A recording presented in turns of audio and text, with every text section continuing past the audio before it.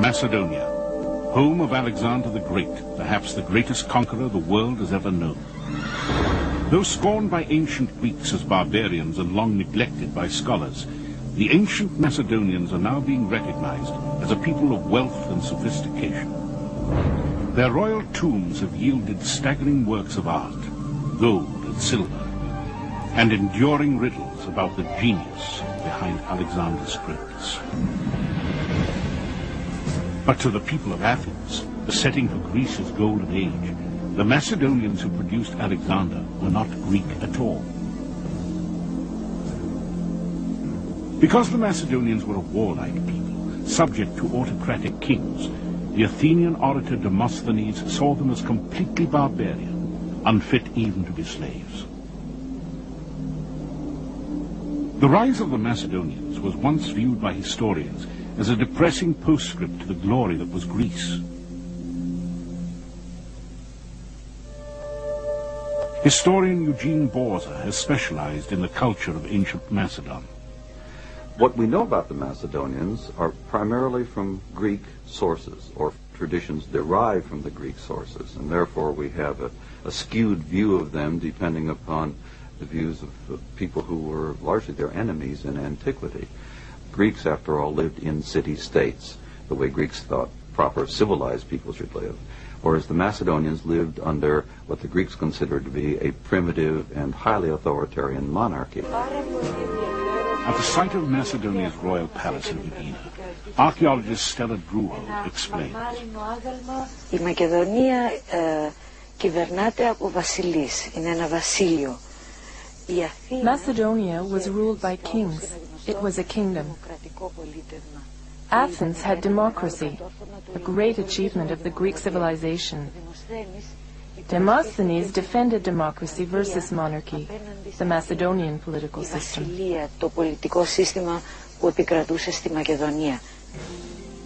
Philip, seeking the acceptance of the Greeks, sent a horse and chariot to the Olympic Games and invited the great poets and scholars of Greece, such as Aristotle, to the Macedonian capital at Pella. But the Greeks, influenced by the orator Demosthenes, continued to see Philip as a tyrant, a hard-drinking lecher, and a barbarian who had no right to claim the mantle of Greece.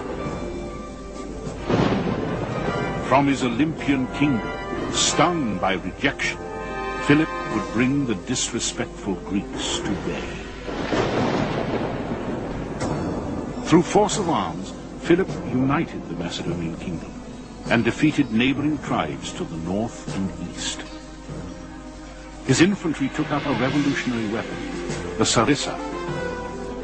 This spear, nearly twice as long as the Greek spears, kept the enemy almost hopelessly at bay.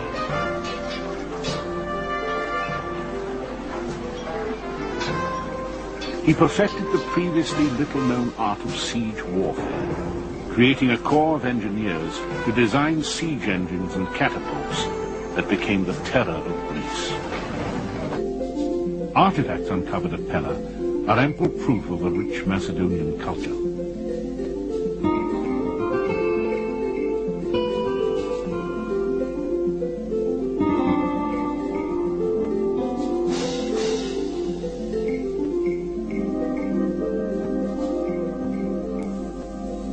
Excavations by our colleagues in Greece have brought to light sufficient examples of an exquisite taste in art that suggests that these Macedonians were not a race of barbarians as Demosthenes and other Greeks had charged. Eugene Borza believes historians of Alexander and his world conquest have obscured the culture of the Macedonians. For Borza, the truly heroic figure of Macedonian history, by far a better example of its greatness, was the father of Alexander, Philip II. Undoubtedly, Alexander was young and impetuous and brilliant, and perhaps, along with Napoleon, the greatest military genius of all times. But he was not a thinker and a planner as Philip was. Philip had enormous diplomatic as well as military skills and was a leader of men in a way that perhaps Alexander was not. The most significant Macedonian artifacts yet found are in the village of Vergina, some 30 miles north of Mount Olympus in northern Greece. Archaeologists now believe this to be the ancient city of Aegae.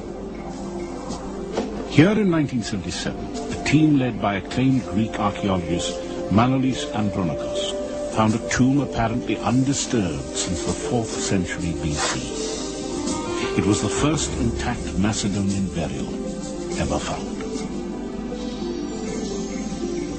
Archaeologist Stella Druho, now director of the Vergina site, assisted Andronikos during his momentous excavation. Μες στο σημείο να ανοίξουμε τον τάφο ήταν για μας και σαν αρχαιολόγοι και σαν We got to the point of opening the tomb. It was an impressive experience for us as archaeologists and as human beings. We had to be calm and accept what we found. When we entered the tomb, we stopped thinking as scientists, but felt as humans the deep connection between ancient times and our own. Που μπαίνει σε έναν χώρο από τα παλιά χρόνια, συνδέει το χρόνο, τον παλιό χρόνο με τον νέο. As Manolis Andronikos and his team scrambled through a hole made above the marble doors, they saw a room brimming with treasure. A gilded quiver leaned up against the marble doors. Behind it lay 74 arrowheads and decomposed wooden shafts. Exquisitely made bronze and silver vessels.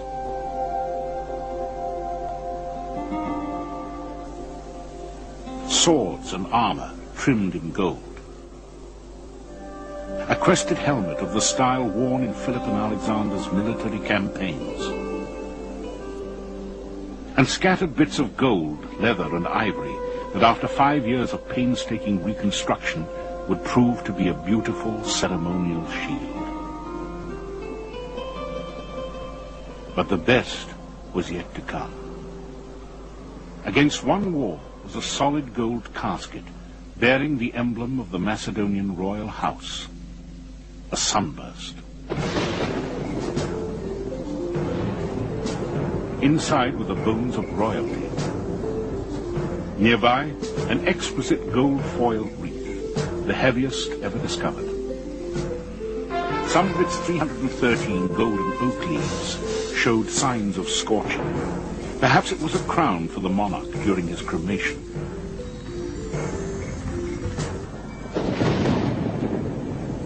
Though the identity of the buried king is unknown, the treasure found in the tomb is unmistakable proof that the Macedonians were not a barbaric tribe whose only accomplishment was making war.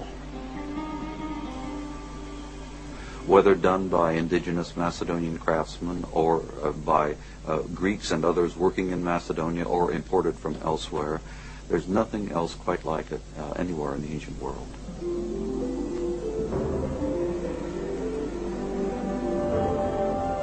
Archaeologists are finding increasing evidence that the Macedonians had a far more sophisticated culture than previously thought.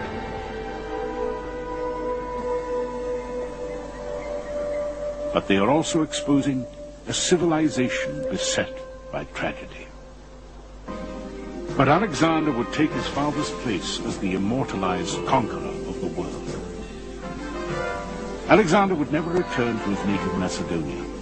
Having completed his conquest, he died in Babylon at the age of 32. His mysterious death came after a long bout of alcoholic revelry. Some have suggested he was poisoned. In the meantime, his campaign had exhausted the resources of his people. Macedonia would fall prey to waves of political corruption and intrigue. Its golden age was over. Ironically, Alexander, regarded by many Greeks as barbaric, would be the means by which Greek culture would spread throughout the world. He would establish cities bearing his name, many to become centers of learning where Greek civilization would be kept alive, overshadowing the culture of Macedonia.